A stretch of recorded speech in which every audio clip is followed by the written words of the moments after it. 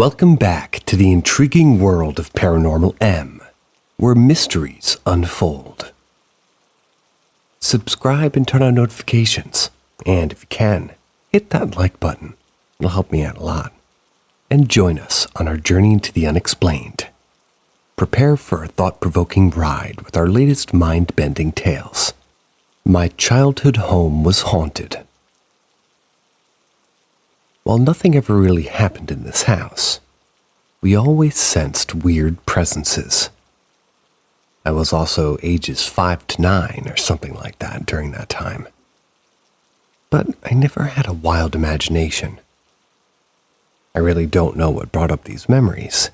They just suddenly came back to me and I had the urge to confirm with my uncle, since I know now that he's just as sensitive, if not even more sensitive to the paranormal than me. Me, my mom, and my aunt and uncle, we all used to live in this really crappy, run-down apartment building. To give you an idea, the roof was damn near caving in from mold. It was infested with bugs, too. The landlord did nothing. Anyway, on to the paranormal. Both me and my uncle concur that we always felt this weight on our shoulders the entire time we were in the apartment. And it worsened when we went into the bathroom. And it would be completely gone if we went outside. The bathroom was the worst part of that place. You know that feeling when someone's watching you all the time? Well, in that room specifically was from the vent. It felt like red eyes. Gave me serial killer vibes. But there was nothing in there. I remember being so scared to go in there, and for a long time after moving out, I was just scared of bathrooms. I know it sounds stupid, but it's true. Whatever was there truly terrified me. My uncle said he felt maybe 6 different entities in that house. I used to see exactly 6 shadowy figures at night, darker than the room around them. They wouldn't move, but they were humanoid, and I know what I saw. I'd never told that detail to anyone, though. I'd never even spoken about the things I felt in that house. I had buried the memories. And like I said at the beginning, I really don't know what made them resurface. There was one more thing that absolutely freaked me out. One time I was in my aunt and uncle's room crying. I don't remember why. I stopped for a minute. The room was completely silent. All of a sudden I hear a comforting hush. I was a child, and a voice coming out of nowhere like that completely terrified me. I bolted from the room and never liked staying in there very long after that. Later in life, me and my uncle casually started talking about ghosts. He mentioned before that his grandmother helped him tap into the paranormal, and now he's extremely sensitive to it. His side of the family are 100% believers. When these memories resurfaced, I had to confirm with him to find out if it was really my imagination, or if there really was something there. I'm positive. We were comparing notes with my uncle. Sort of confirmed it. He gave his experience first.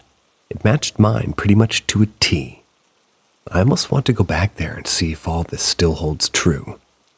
And partly to see if the building has collapsed yet. I may in the future, but I don't think I will anytime soon.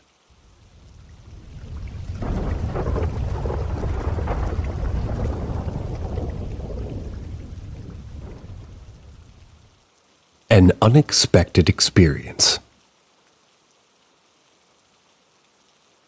After retiring from service in 2009, I was in Iraq working as a contractor. My job entailed traveling all over the country, making sure specific things got done. Sounds like a lot, but it really wasn't. In the end of August of that year, I was detailed up in Mosul. I traveled and worked out the issue, and on my way back, I was directed to go through Balad to hitch a ride back to Baghdad. While waiting for the ride in the air terminal, there was a battalion of Army support folks who was also traveling. Many of them were sick. They would cough and be hacking up a lung. I tried to stay as far away as I could from them. My travel continued without them, but I was to live to regret it. A week later, I came down with swine flu thanks to all the coughing and hacking pogs back at the airport terminal. I went to the doctor on post, and because I was retired military, I was seen. He said that I was to immediately go into quarantine. My barracks did not have individual bathrooms, so I was led to the truck by my buddy and driven the 5 miles to the other side of the base complex to Camp Liberty. I was sent down the road past the PX, on down to the right-hand side past the Y. If you've been there, you'll understand. And almost to the end of the road, 2 large campsites short. It was down by the rec yard where they all brought all the destroyed vehicles. Then way back to almost the eastern side wall of the camp. I was 1 camp short of the wall. The camps were about 20 trailers long, all surrounded by concrete T-walls. You could drive between the rows. Then 10 of those rows wide make up a camp, with a large space to drive semi-trucks between the camps. My hut was on one end of the road. It connected to another living space through a shared bathroom. My buddy kicked me out of the truck. I walked between the T-walls up to the door and opened it. The dust on the floor didn't bother me at first. Everything is dusty in Iraq. My buddy followed me in and we looked at the dusty accommodations. I walked over and flipped the mattress over to the clean side and sat down. The room had a desk, a walk-in closet, and a shared bathroom. It also had an air conditioner, and when it was turned on, it pumped out very cool, sweet-smelling air. It was then that I noticed the calendar hanging on the wall. July 2007, 2 years before. My buddy told me he would go and pick up my poncho liner and laptop that was in my day pack. That way I could watch movies while I waited out my 7 days of quarantine. He also told me that he would bring me meals during the days I was staying. I thanked him, and he left. It was mid-afternoon. I was tired, so I laid down and tried to take a breath while resting. I was feeling sick as a dog. It was then in the quiet that I thought I heard someone talking outside. I couldn't catch the conversation, which bothered me some. And as I could not hear if they were speaking English or Farsi. The hut door was locked. I went down through the bathroom to see if the other hut door was locked, which it also was. I kept the lights off so nobody would know that I was there and come looking. When my buddy came back, I told him what happened. It was getting dark by then.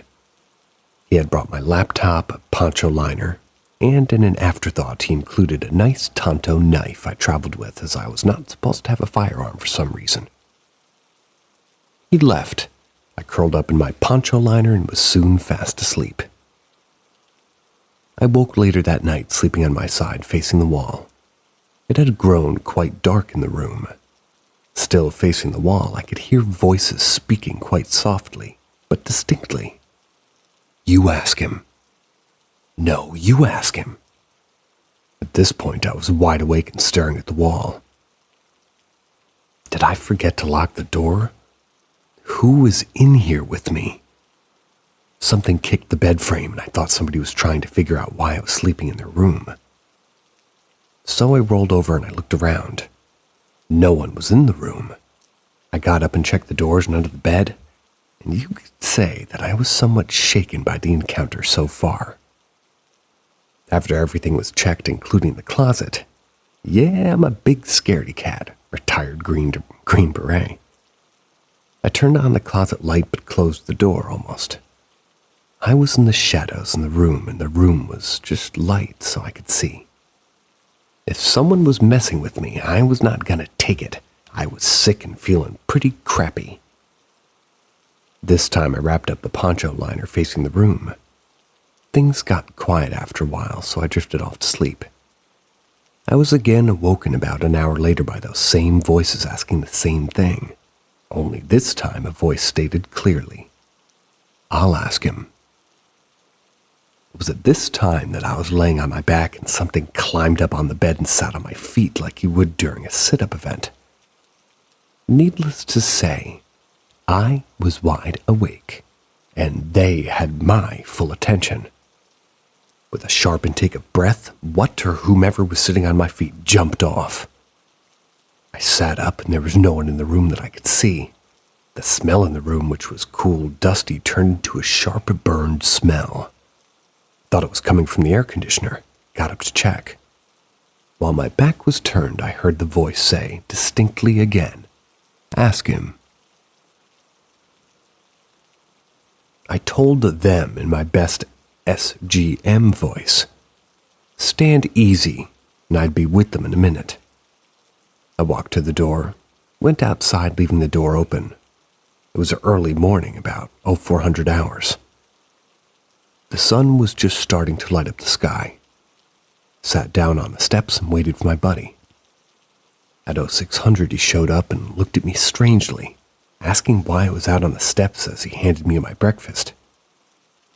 I told him we were leaving. He laughed and said, "No, you have 6 more days of quarantine. Go back inside and relax." I told him, "No, I'm good." He found me sitting in the shade of the tea wall for lunch, same for dinner. He was starting to wonder what was going on. I told him, "I'll tell you if you take me away from here." He just laughed as he drove away. That night the same things happened again, and more. The next day I was sitting on the steps. That's when 4 of the soldiers carried a private by the legs and arms into the room next to mine. They flung him onto the bed. They dropped a box of MREs and a 12-pack of water, and they were laughing and they said, "Later, loser." I stayed outside till around 2300 hours, then went in and prepped for the nightly activities. The following morning around 0500, I was out sitting on the steps. That's when the door to the other hut burst open and a very scared private ran out. He looked left and then right, breathing pretty hard like he had just run a marathon. I smiled at him and said, "How's it going?" He sat down and tried to light a cigarette. His hands were shaking so badly he couldn't light the match, gave up after a few seconds. I could tell he was pretty shook by something. He looked right at me and said, "Did you?" I said, "You met them too, I see." Calmed down a little. I said, "I don't think they're going to do you any harm, but it is a little unsettling." He said, "Yeah, I'm leaving. They can't make me stay here." I laughed and said I have 4 more days, could use the company. His mind was made up, and when it got light, he went in and packed up all of his stuff and left. My buddy was true to his word, and each day he brought breakfast, lunch, and dinner like clockwork, each time finding me sitting on the steps or in the shade with the door open waiting. Finally, on the last day, he came by for lunch and said, "Time to leave. We can go get pizza." I had all my stuff packed, shut the door, then jumped in the truck. He then asked, "Now you going to tell me what's going on?" I told him, "Not till we're away from this place." We drove over to the billeting office to give the key back. We went inside, had to wait as a tall, muscular Black Army CW4 was chewing out one of his soldiers. He was not in a good mood. When he was done, I walked up and introduced myself as the guy staying in the quarantine hut. He asked if there were any problems as he reached for the key. I looked him in the eye, and as he grabbed the key I hung on, I basically just said, "Chief, you need to cut that key and the key to the other side of that hut in half and never issue to anyone ever again." He wasn't amused, asking if anything was wrong with the hut. I told him, "Chief, you go and spend 1 night in there and you'll understand why I'm telling you to cut those keys up." He got pissed. He took the keys. I left with my buddy looking at me like I'd lost my mind. At pizza an hour later, I told my buddy what had happened the whole week, leaving nothing out. He thought I was full of crap. A week later, I was walking through the PX at Camp Liberty, looking at all the pawed-over items. I was thinking if I could use another t-shirt with a slogan on it or a new 501 shirt with my buddy in tow. Down the aisle, I see this chief, and he's running at me. He grabs my arm and says he cut the key in half, and no one under any circumstance, anybody will ever stay in those huts ever again. This shocked and surprised my buddy especially. The chief said he was pissed at me when I turned in the key thinking I'd trashed the place and went over to check it out. It was getting dusk when he went. Found the rooms neat and tidy, but also found them, and they wanted to talk with him. I later learned that the camp was handed over to the Iraqi army. I always wondered who got those rooms and just how that went for them.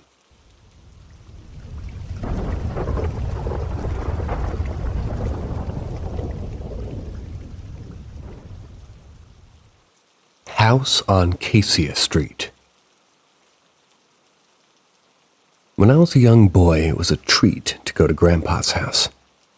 It was a nice 2-story house, around 1,600 square feet all told. It was surrounded by large willow trees. Upstairs, Grandpa had an office with a locked solid core hardwood door. You were not allowed into it, unless by personal invitation, which was rare, if ever. He'd like to go to the desert and poke around. He'd usually do this in caves. That's where he acquired a lot of interesting items. Arrowheads, beads, pottery shards, along with a bobcat named Tuffy, which you could pet it. If it was his idea anyway. As he got older, he came to live with my folks in another town. My cousin and her 17-year-old son went to live in the house. There were many break-ins happening at that time. Things went fine until some months later my grandfather died. 2 weeks after the funeral at about 0200 a.m., my cousin's son was sleeping upstairs in the bedroom outside the office. That's when someone walked up the stairs, waking him up. Grabbed a baseball bat, was about to start after them when he saw that it was my grandfather in a large pool of light. Grandpa looked at him and went through the door and into the office. The boy jumped up and ran down the stairs to his mom's room, waking her up and telling her what had happened. They just both went up and peeked under the door. They could see Grandpa walking around inside the office, could hear the desk chair being pulled out from the desk, doors inside the office opening up and closing. As it got light outside, things began to slow down, and then all movement stopped as it got lighter. The door was locked, so they couldn't go in. Called my mom to tell her what had happened. My cousin and her son were pretty rattled by this event. Mom, Dad, and Grandma went over to check it out, see if anything was amiss. When they got there, the door was still locked on the office. Grandma used her key and went in to look around. Nothing was missing, but the chair and all the doors had been moved. Things on the desk were shuffled around. Grandma closed and locked the door, saying it was all okay. That would have been the end of it. But Grandpa came back several times to his office. The family grew accustomed to his visits. Then one night the boy was woken up by an Indian girl in a fully beaded buckskin dress staring down at him at the side of his bed. He turned his head and looked back, and she was gone. From time to time, other people visited him in the night. A woman in a long coat holding a small dog. This went on for some months. Then one night something else came to visit and the boy packed his things and left, saying he was never setting foot in that house ever again. When questioned, no one could get him to comment on what it was. The house was emptied of all of its possessions, sold several months later when Grandma died. I often wonder if things settled down after it was sold.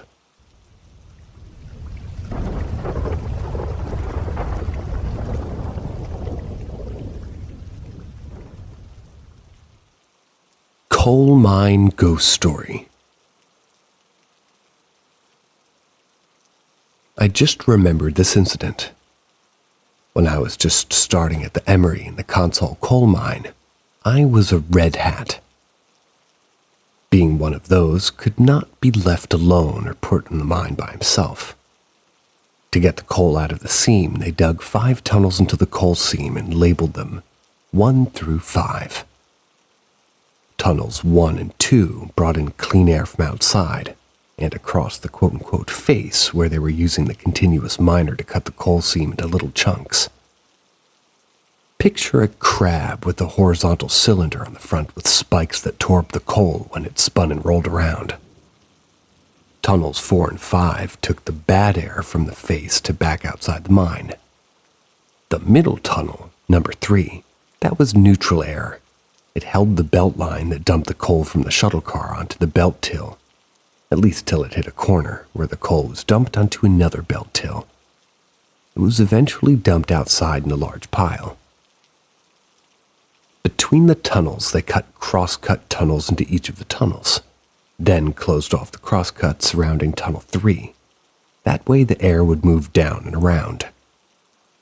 Every 4th crosscut had a small door in the stoppage wall so you could move laterally from the tunnel to tunnel as needed. One day I was told that one of the belt lines had shut down, and the other belt had filled the junction with coal that needed to be shoveled back onto the belt. I was told it was okay as I was just down the entryway tunnel from a working section. If anything happened, I was to walk up to the section or call on the mine phone located at the belt junctions. They had just spray powdered limestone on the surface of the coal, roof, floor, and walls. Down in that section of the belt, especially. This was just to keep explosions down due to the coal dust. I rode into the mine with the section personnel and got off when they showed me. They showed me to dig the belt out. The coal was almost up to the roof when I got there. The belt line went uphill into the darkness. After several hours of shoveling, I noticed that someone was coming down that hill toward me. Looked like they were trying to be sneaky by holding their hand over the light in their hard hat. It was flickering while they walked. The other miners liked to play jokes on each other, especially the new guys. I thought it was one of those times. So I walked up the hill. I was across from a crosscut, and jumping the belt, walked into the crosscut, turned off my light, and stood next to the corner using my shovel as a bat, waiting for the guy to come get me. The person walked up to just short of the corner and looked around. It was then that I noticed that you could see my footsteps in the powdered limestone showing up as black steps where I walked. The person stepped back, walked back up the hill. I waited for a second and then jumped out, turning on my light to try to catch him. The footsteps coming down the hill could clearly be seen coming down the hill, stop, turn around, and go back up the hill in the next crosscut. The 2 sets of footprints were separated by several feet. I jumped across the belt and ran up the hill to catch the guy as the next crosscut was a blind stoppage wall, which meant there was no door. When I got to where I could see into the crosscut, the footprints went into it and up the wall with a heel print at the bottom of the wall. I stood there, was trying to figure out for some time what happened, then decided I should not be there myself. I walked down to the mine phone and called the section, saying that there was no water down there. Asked if I could come up and get some. They said, sure, come up and get some. I walked rather fast to the section break area and sat down. They had built a small kitchen break area to eat lunch in. One of the guys handed me a case of water bags and said to go back to work. I said no. The section boss was sitting there and was pretty insistent that I go back to the belt area and go back to work. I told him no.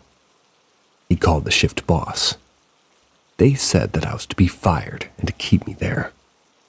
The guys from the section tried to persuade me to go back to work. I said no. The shift super was on his way. The section boss asked why I would not go back. I told him to go down and look at the situation over, and then decide if I needed to be down there by myself. He left came back directly sitting next to me, drinking several bags of water before he could speak. About that time, the shift super came to the section and told me to get on the tractor. He was taking me out of the mine. The section boss told him to wait up, asked him to follow him down the belt line as I sat on the tractor. The guys in the section were again trying to get me to just go back down and go to work so I wouldn't have to be fired. But after about 15 minutes, both came back and asked me if I saw him. I said no, but he was just around the corner from me. I thought it was one of the guys from the section trying to play a joke on me. I told him what happened, and just as it happened, leaving nothing out, the whole section was there to hear it in silence. The super said the belt junction was shoveled out good enough and that I was to stay with the section and help out as needed. I wasn't in trouble, nor going to be fired. I reluctantly got off the tractor. The super turned to the rest of the section and said, "Be careful, Reese, he's out and about." This shocked the crew. I, being new, didn't know what they meant.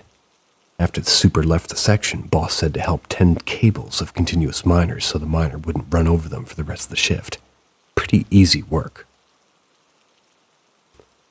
Once back outside after the shift, I had several visitors. The foreman of the whole mine came by to ask questions and to show him on the map where the incident occurred. Several old hands that walked the mine sampling the air at different locations, called the fire bosses. They also came by to chat. I still couldn't figure out what was going on. Finally, one of the fire bosses came up after everybody had left and pulled me aside, told me what was happening. I thought I was still in trouble. In the mid-40s, the mine was being operated by a small crew mining, mostly by hand. They had imported one of the first continuous miners in the state. For lunch, they would go out of the entrance portal and sit down and make a fire and eat. One windy day, the fire got out of hand, started the mine on fire. It took 2 weeks along with a company of National Guard soldiers helping to get the fire under control. The continuous miner was still in the mine.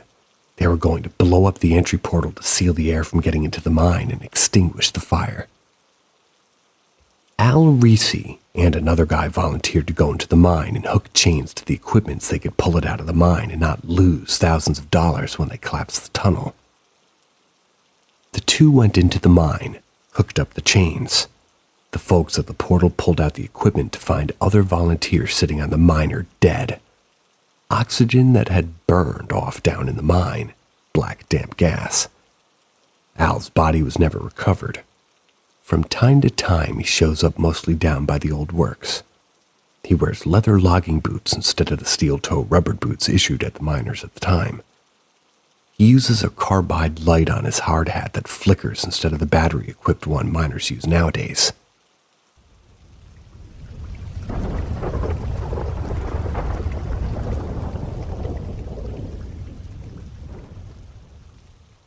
Train ride. There are several other incidents that happened in that coal mine while I was there. I helped spray powdered limestone. It's dust.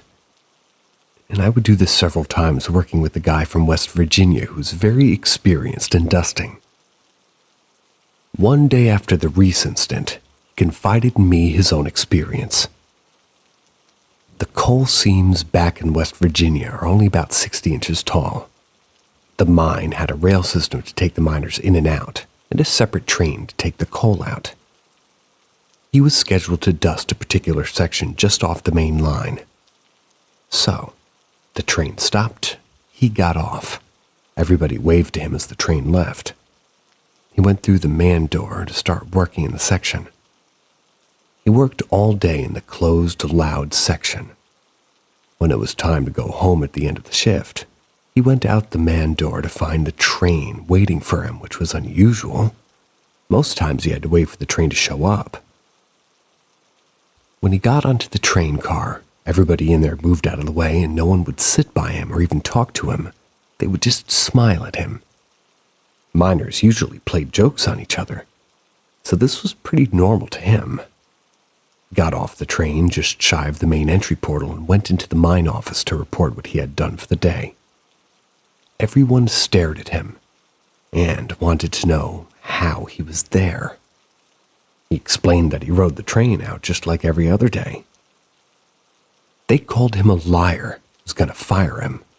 He told them to ask the guys he rode on the train with. They asked if he was being funny. Finally, he took them back into the mine and showed them what he had done. It was there that they told him that the train had lost its brakes, had plummeted to the bottom of the mine. In that process, it killed everyone just after he had gotten off. He couldn't have ridden the train, but did.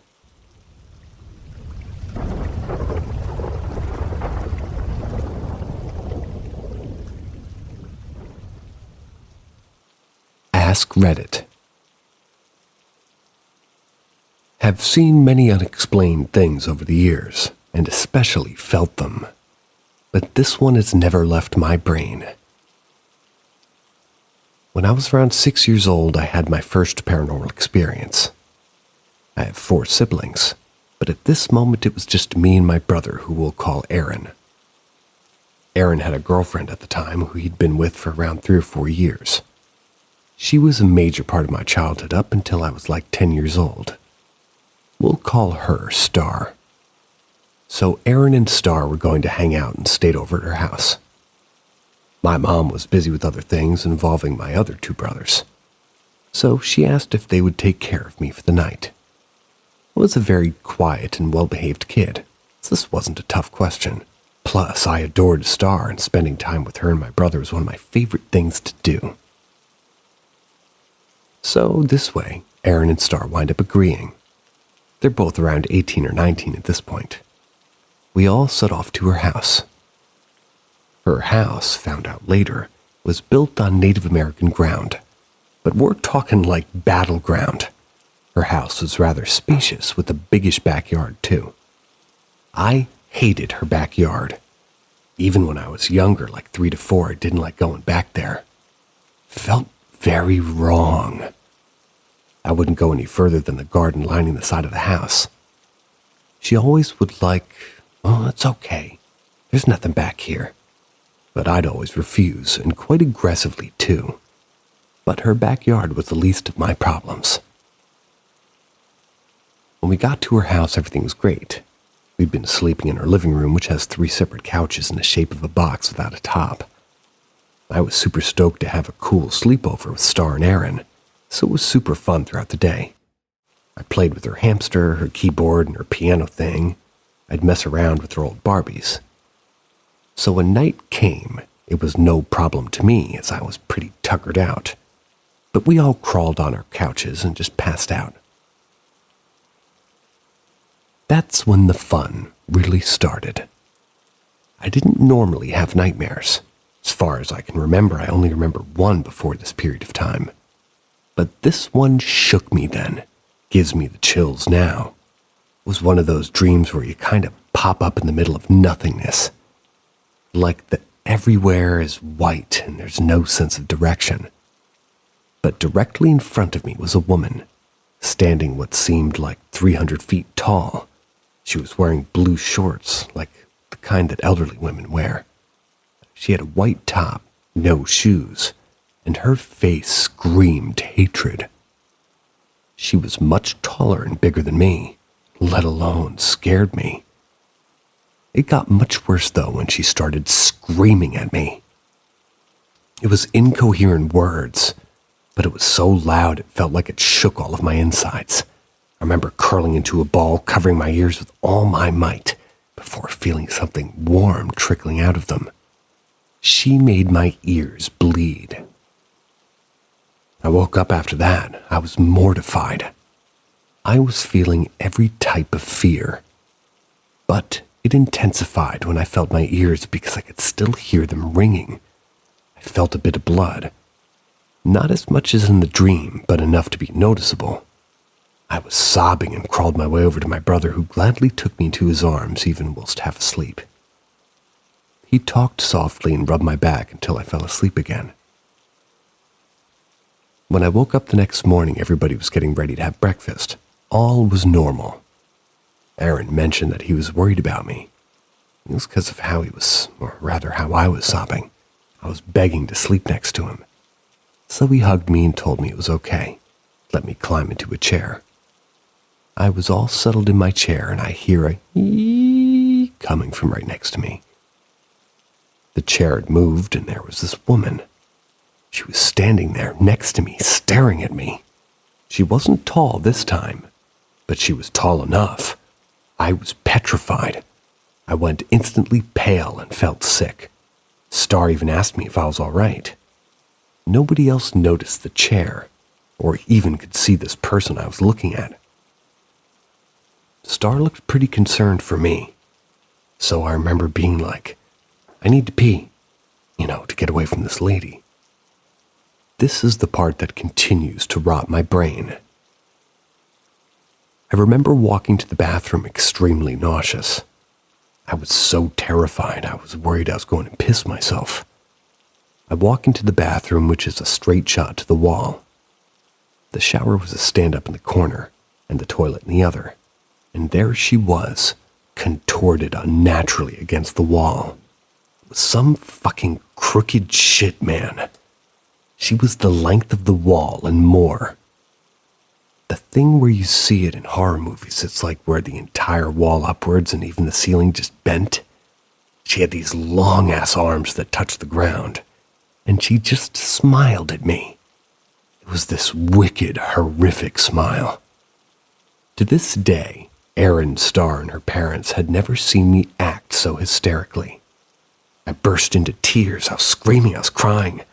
I even threw a few times just to sobs and just unrelenting fear. They had to call my mom to come get me. This is where my memory's fuzzy, which is odd.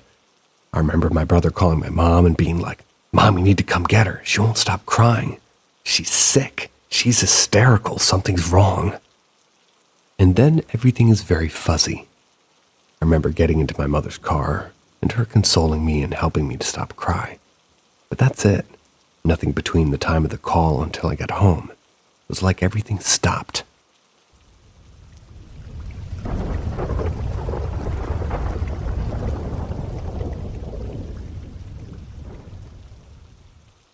Ask Reddit. I dreamed about a girl from Poland my whole life. Not the whole time, but every now and then. And this was ever since I was a kid. She would tell me that we were engaged to be married one day, and that she passed away, and we never did. Apparently, I married somebody else in that last time. Last time? What the fuck? At first, when I was younger, we were playing, and she was happy because she missed me. Once again, what the fuck? When I started to grow up, she got more and more erratic in the way that she behaved. When my real-life girlfriend passed away at 17, I dreamed of her instead of the Polish girl.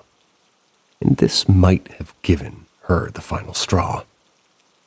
Because one night she was in my dream again, and she was very upset. She told me that I replaced her again, and this had hurt her. She also said that it wasn't her fault that she passed away when she did, and that I shouldn't blame her or be angry with her after all this time. Then she stopped appearing for some years. Then she apparently forgave me. Last time she returned was after my wife and I became parents, asked me why I was still mad at her. I told her I wasn't ever mad at her, and if I was the last time, I apologize. But I was alive and she wasn't, so there's no way for us to be together at the moment. She said that she understood and that, well, they would wait. She also told me that this wasn't the first time that we got together. And before that we were married, but I was the wife then, which was terrifying to hear. She stopped coming to my dreams after that. But she appeared in my wife's dreams, wished her good luck. My wife, who knows everything, thanked her and asked her to watch over us and keep us safe. She promised that she'll do that. Still cannot explain this, but I believe that either our karmic connection was too strong to be broken by death, or she was my spirit wife, Question remains, why wasn't she back with me? She refused to answer when I asked. Either way, she never tried to hurt me or anybody I know or love. She even warned me about things and people a few times.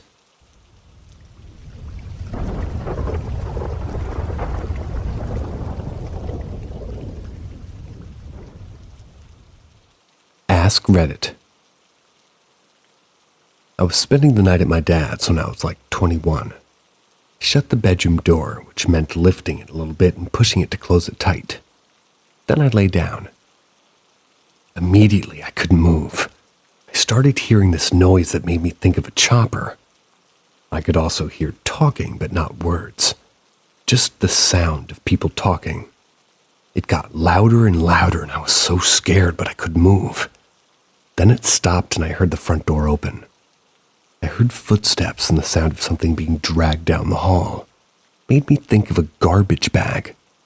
Then I heard my room door open. I was so goddamn terrified. I was finally able to force my eyes open. The door was wide open, but no one was there. My body could move again. I got up and crept into the hall.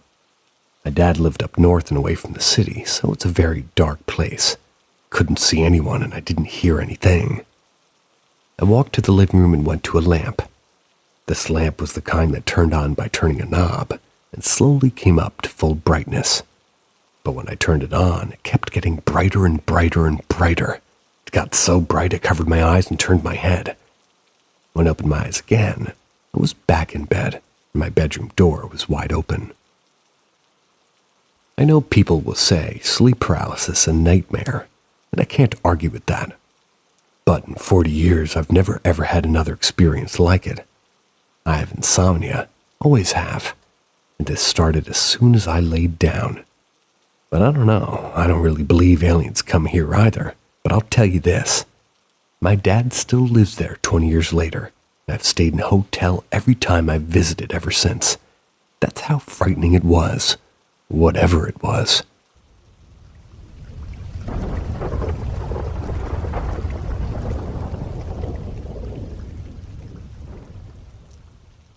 Ask Reddit.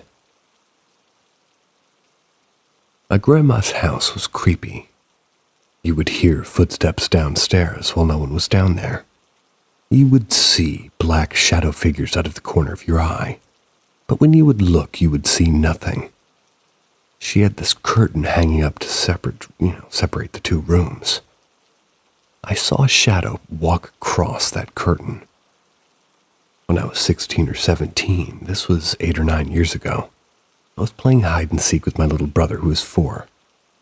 He told me to close my eyes and count, so I did. I heard him run upstairs, so being the good big sister I was, I began to act like I didn't know where he was. I started just kind of walking up the stairs to the door at the top. There was a door at the top of the stairs. I could see a dark figure standing behind the door. Knew it was my brother. I started pushing the door into him and felt the door hit him. I wasn't pushing it hard enough for it to really touch him and bounce back at me, if that makes sense. But again, I kept searching, even though I saw him behind the door through the crack where the hinges are. Anywho, when I was done pretending to not have found him, I went downstairs and went to the dining room table where I felt something grab my leg. When I looked down, it was my brother. I asked my mom if he had been down here the entire time. She said he hadn't moved from his spot beneath the table. I know I saw someone behind the door upstairs, and I could feel the door hitting something every time I tried to open it all the way. I don't know if this story makes sense, but it still scares me to this day.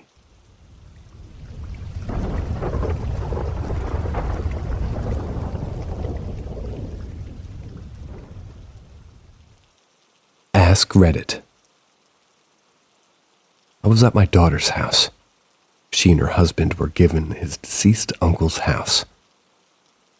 1 year and she and my granddaughters and I had gone to the store. My son-in-law, James, who's 5'9" and stocky, and a friend of theirs who lives with them. Gary, 6 foot thin build. They both worked at the same shop delivering packages, but sometimes one would get off before the other. To set this up, to set this up, the house is older. When you walk into the foyer, her room is off to the right. Straight ahead, you walk into the kitchen, and off to the right further is the living room with the bathroom off of that. She kept blackout drapes in the living room, so it was usually dark. So we get back from the store. Daughter goes out back, kids run upstairs. I'm in the kitchen by the counter unloading bags. I'm facing the back door. I see a tall shadow move from the bathroom and it goes straight into the TV/entertainment system. I think to myself that Gary's home because Gary would always come home and then go straight to the TV entertainment. That's where he had a little bowl that he would put his keys and change in. I didn't even think twice about it. I get done and I go use the bathroom. As I finish and leave, it crosses my mind that I didn't see Gary in the living room. My daughter had come in from the back and I asked her where Gary was. She said he's still at work. I told her, no, I just saw him in the living room. She and I just maybe passed it off. But I did get to mulling it over. When James came home first, I asked James if his uncle was more like his build or taller and thinner. James tells me his uncle was tall and thin. We got to talking. James told me that his uncle made his bedroom where theirs was now, instead of an upstairs bedroom. As he got sicker, couldn't use the stairs. So if he went to the bathroom, he would just walk right through the doorway where my daughter and James had their TV and entertainment system. Gary got home a few hours later. I didn't get the heebie-jeebies. At no time I was really thinking I was seeing anything other than a flesh and blood person.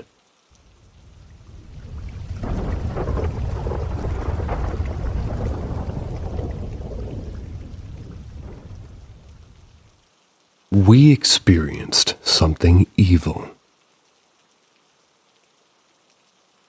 On my mom's side of the family, most of the time we see them, we're alone. But sometimes we all see them when we're together. Family members that died many years ago come to visit on important family events. These apparitions are short, like a minute and a half. Most of the time, just a few seconds, but enough for us to be in silence and for all of us to be looking in the same direction. One of my uncles died, so he's the one who appears often at home. He's the only one who said something to me. Just once, but again, that's it, I'd just see them. Also, I didn't understand what he said. The brother of my grandfather was murdered. My great-grandfather was visited by him. Told him who killed him and who witnessed his death. That's how they resolved the case. That's the oldest encounter that I know. No idea if this thing is running on that side of my family for a longer time, though. All of these encounters are good in the sense that it makes us happy. It's like a continuous sense of protection. The only thing that used to make me afraid was sleep paralysis. But I believe that my eyes are open but my brain is still sleeping. Sleep paralysis is terrifying. And sometimes, just sometimes, that makes me wonder if there is something else. But I prefer not to think about that. Because it's dark. I don't know. I just don't want to know anything else. Mostly because a couple friends told about this. They started having them too. And I know that this is a coincidence, but I feel guilty anyways. The only person who said something to me once was my grandmother. I had an awful sleep paralysis during the afternoon. My door was open, I woke up to eat, and my grandmother told me that she walked near my room and saw a big black mass on top of me. She didn't ask if I was okay or anything. I didn't say anything either. We didn't talk about these things. There's so many stories I can tell about this. But anyways, I don't want darkness in my life. On my dad's side, the story is the complete opposite. My grandmother was something else. She had a dark, dark energy. I don't know how to describe it, but being with her was like running out of air. I just couldn't. I stopped talking to her, getting close to her, even when we were living in the same house. She belonged to many cults, and we never asked anything. She only talked about this with me once. but it was one of those things that don't exist if you don't talk about it. Nobody messed with her. Nobody even asked. It wasn't a secret at all either. My dad told me things that he saw when he was younger. And for what I know, his uncle was involved. People would come to her house because she helped them with magic, like love unions and stuff like that. No idea. He saw weird things, but he also had my great-grandfather that was a good person. And he has some paranormal stories with him. Good ones. My father is like the typical businessman, so he looks all serious, and it's weird to listen to him a few times that he tells these stories. When I was younger, I felt that my grandmother didn't like me. My father always tried to make a bond within us, but with the years, it wasn't a secret that I guess you could just politely say she hated me. So my dad never really tried again. We all thought this happened because she wanted her first grandchild to be a boy. My dad and my stepmom then had my sister, and she ignored her completely. She didn't hate her, but when we used to eat together, she would serve her food and she would skip me. Actually, it was kind of ridiculous. She also hated my stepmother, but things got a little better when my brother was born. My grandmother would kill and have died for him. I think that my grandmother and I only fought once, so it wasn't like something building up on actual facts or events. Just life. That time she got furious. She started screaming at me because I hurried my brother to eat. His dish was getting cold. I just freezed in shock. That's while she screamed that I tried to stab her with the fork. Didn't even move. My stepmother was at the door and she saw the entire thing. So they knew that it was a lie, and I never forgave her. From then on, we ignored each other. I left the country. She died. I wasn't there. My dad called me to ask what we should write on her grave because nobody knew what to say. I sent him the most typical text that you write on somebody's gravestone when somebody dies. I have so many stories to tell, but when I watched Hereditary, I was in complete shock. It was exactly that. I made my family see the movie and nobody said a word. We all knew what the other one was thinking. Okay, the summary of a summary.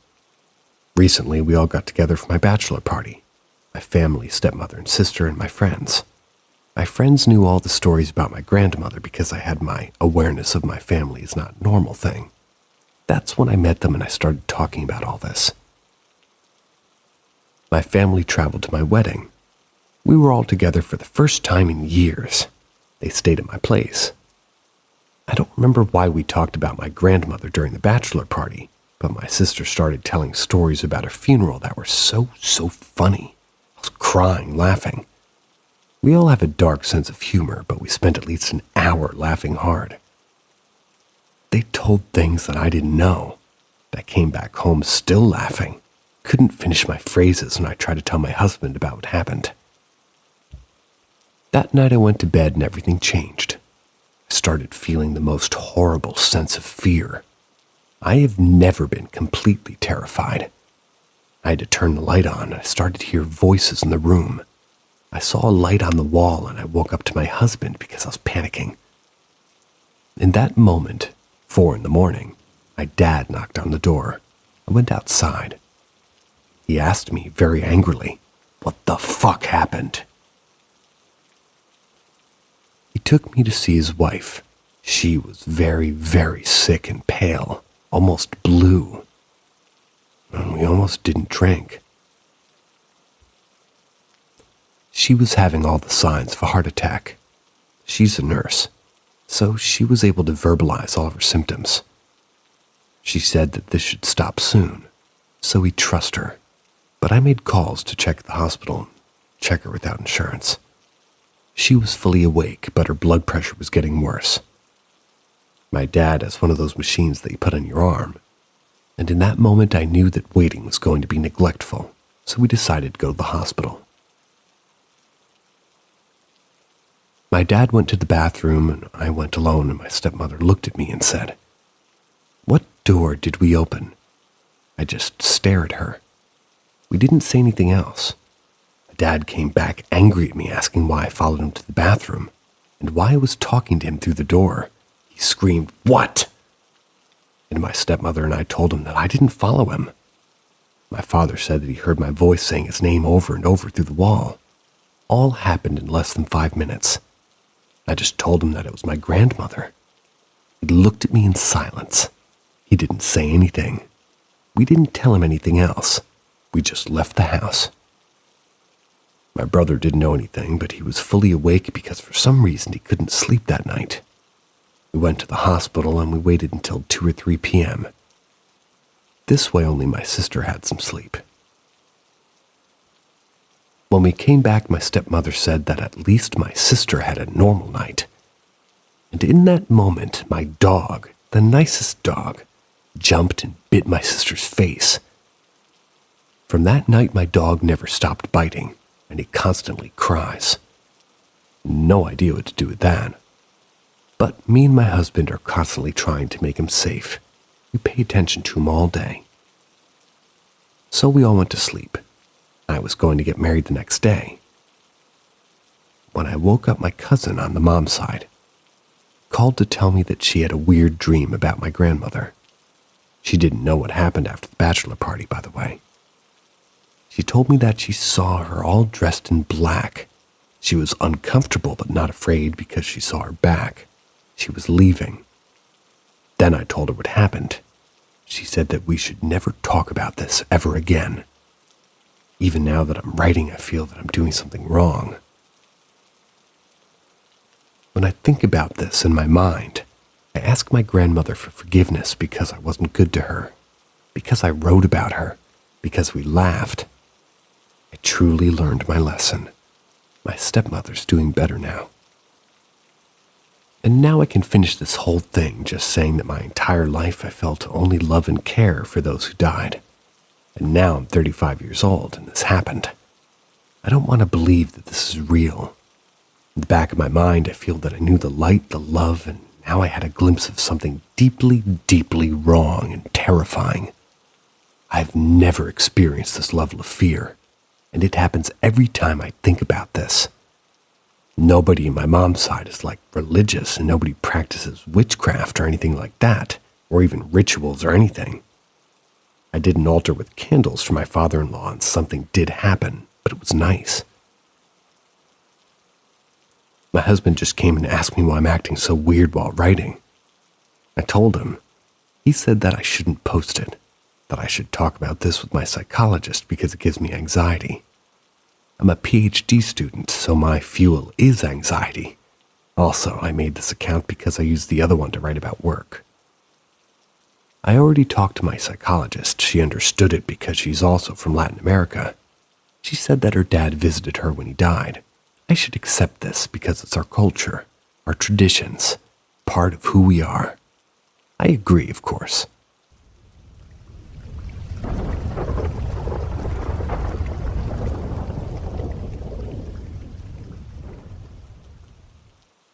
Ask Reddit. This happened at 5:15 a.m. Sunday, July 16th of 2019 with my wife and me. We believe it's a woman's spirit we came into contact with. Whenever I say see, it's non-physically. I look over at my wife and she's crying. I offer her a hug and she accepts, but she says she isn't sad. After the hug, we both felt the room drop about 15 degrees over 5 seconds, originating from the doorway and sweeping across us.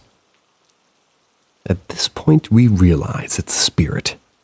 We plead for the spirit to come back another time, light incense and a white candle of protection, have it near the doorway. We then proceed to sage just the bedroom and say that we're not saging the rest of the house to prove that we want help. Just not right now. Had some drinks, but not anything drunk.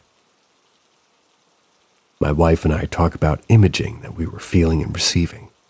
She could feel overwhelming blue, a pressure in her head too, and the word Willamette.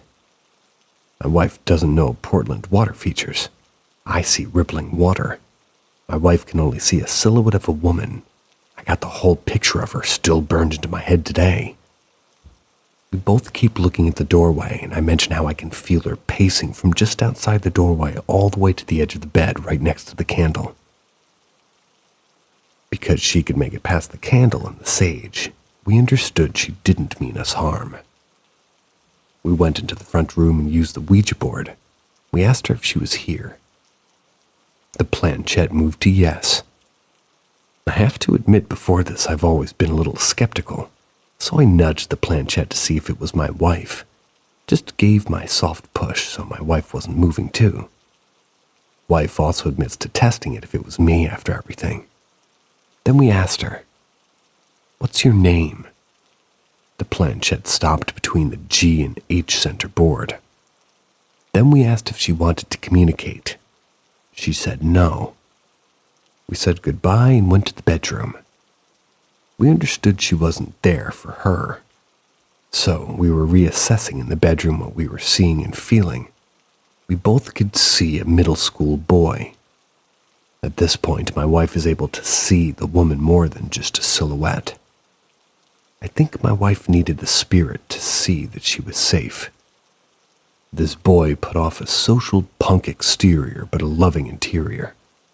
We couldn't see the father in the picture at all, so we understood that she was worried for her son. While my wife and I were talking, I could feel a cold, comforting hand on my back. Since this boy's life was about to be uprooted to nothing he really knows, she didn't want the punk exterior to win over the loving interior. At this point, we have a lull in the conversation and both are processing. I start to blubber-face cry where tears and everything are happening.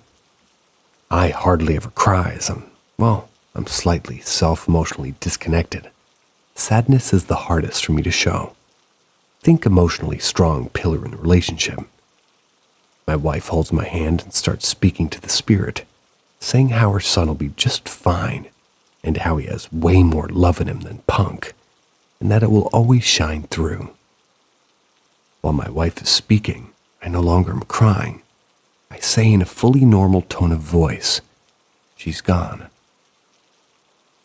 We couldn't feel her energy anymore at all.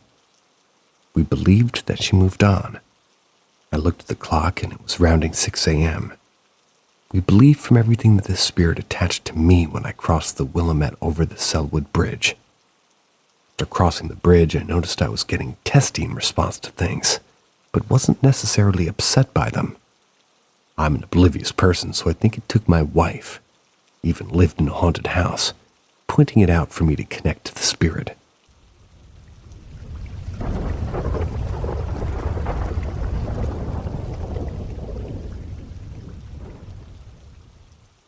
Ask Reddit. I've had a few experiences that I cannot explain. In the spirit of Halloween, I'll share the scariest one. I was unemployed for a while 10 years ago. I would regularly take long walks during the day to pass the time. One day I stumbled upon an old graveyard with some interesting-looking headstones. I decided to check it out. Many of the graves were from the late 1600s, early 1800s. It was apparent that this place was barely ever maintained, if at all. I walked around reading the inscriptions on the headstones, started to feel like I was being watched. There was no one else around, but the feeling spooked me, so I left after 10 or 15 minutes. For the duration of my walk home, it felt like I was being followed, but there was nobody behind me. I finally shook the feeling when I got inside and soon forgot about it. At about 4:30 a.m. the next day, there was a loud banging on my front door. It sounded like 5 to 10 very hard knocks and was loud enough to wake me and my roommate. We were both asleep on the second floor. We looked outside, but the motion sensor light hadn't gone on and neither of us saw anyone. We chalked it up to the cat doing crazy cat things, went back to sleep. Not 2 days later, the same thing happened. Very loud banging on the front door just before sunrise. This time, my roommate and I both sprang out of our beds and ran outside to catch whoever was doing this.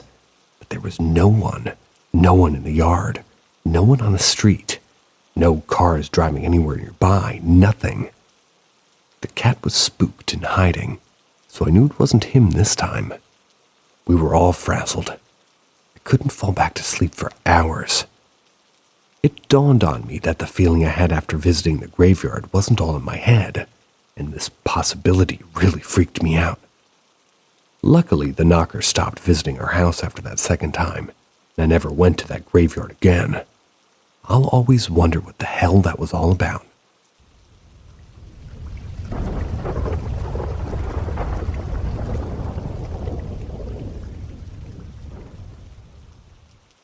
Ask Reddit.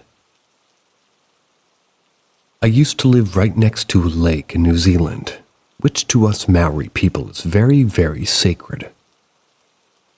Early on in the morning it was quite foggy and misty out on the lake, but I had noticed a waka, which is a canoe with a bunch of people rowing in it whilst chanting a native Maori tune. Now there's a certain traditional activity called waka ama, which is where a group of people row a canoe whilst performing traditional Maori chants and songs. However, this was no ordinary group of people. They were looking like literal warriors, intimidating and absolutely horrifying. I felt shivers for the good majority of the time I was watching them, which seemed like ages. Could have only been a couple of minutes max. And just like that, with a loud final chant, every single head on the canoe turned and stared directly at me, slowly began to fade away into literally thin air. I tried to convince myself that maybe it was just fog and mist and I just lost my line of sight of the canoe.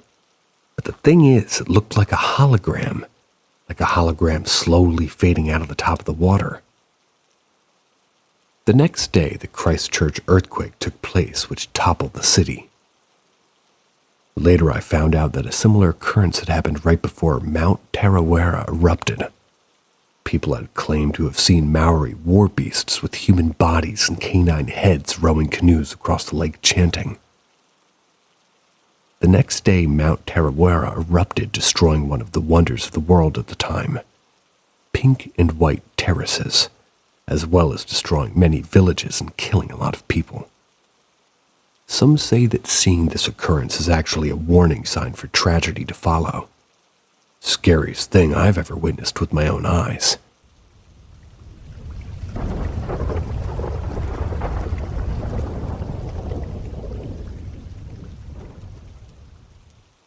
What is happening? One night while asleep, I felt my hand get tapped. Thinking my dog wanted out, I opened my eyes and I looked around. No dog. The bedroom door was still swung shut. I should add that I was sleeping on my left side with my left arm hanging out of the bed. The next night I made sure to sleep on my right side with everything tucked in. This time, in the middle of the night, I got tapped firmly on the back of my left shoulder. Wake up, look around. No one there, no dog. I mentioned both instances to my wife, but nothing else happened. About a week later, she told me that she had been touched on her leg. It was out of the covers.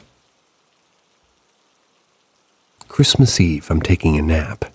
That's when I got tapped again. This time in daylight. It was enough to startle me awake, and I shot up looking around. Nothing there. This morning I was awake thinking about if I wanted to get up. I was on my right side with my left arm slung behind my back. My left hand was turned facing outward. It was near my butt. This time it was like a soft punch. Hit the palm of my hand. I would have hit my butt except for the way I was laying. This time I was wide awake, so I know it wasn't a dream. I sat up. Nothing there. I said out loud, "What do you want? Stop it, you're not welcome here." The sound of my voice, my dog nosed the door open and came in to see what I was doing. Good boy.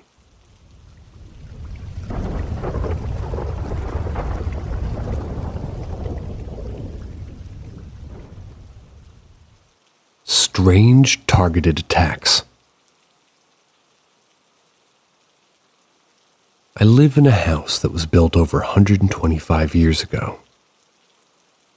We've been renovating this slowly, but pretty steadily for several years. Upon moving in, we tore down some walls and took up carpet, etc. And within a month, I was outside in my car calling my husband because I heard somebody walking on our staircase. They were calling my name.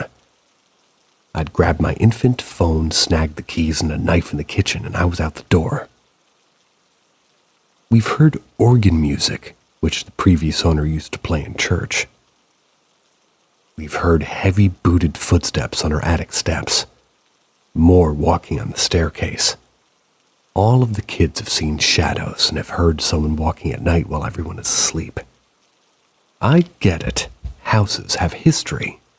The previous family was here for 6 decades. That's fine. As long as it isn't malicious, then it's whatever. Until this week we had -40 temps. Took down plaster, laid to add insulation. While doing so, we took down part of a wall to reinforce our daughter's room. It had extra support beams. Since then, something is pissed. Here's a breakdown of the past 7 days. All 3 kids at different times of the day, different days and entirely independently of one another, have told us that they saw a shadow that they thought was their dad. All 3 saw it in the same general area next to the wall that we took down. Again, not too bad, but kinda However, I'm not having literal spontaneous scratches and bites showing up on my arms. Or I guess I am. I took fleece pajamas upstairs, and on my way down I felt a burning on the inside of my arm. 2 sets of 3 scratches, all roughly 2 to 3 inches long and perfectly symmetrical. They were developing. Today I came back upstairs after just turning on the dryer. I had a sharp stinging on my outer wrist, and what looks like a possible bite is there. Thought it may be, me biting my wrist in my sleep. I had another on my other wrist 3 days ago, and this looks identical. I have eggshells, cinnamon, sage, and salt for my doorways. I have infused sage spray that I've been using liberally. What else can I do? Does it sound like a normal haunting? Like I said, sounds and shadows are fine, but hurting someone is too far. The previous owners were extremely devout Catholics. We are absolutely not religious. My husband's an atheist. I'm more of a spiritual/pagan-oriented person. We both come from very religious families, though. Any thoughts or ideas would be greatly appreciated. And I greatly appreciate all of you listening or sleeping. See ya.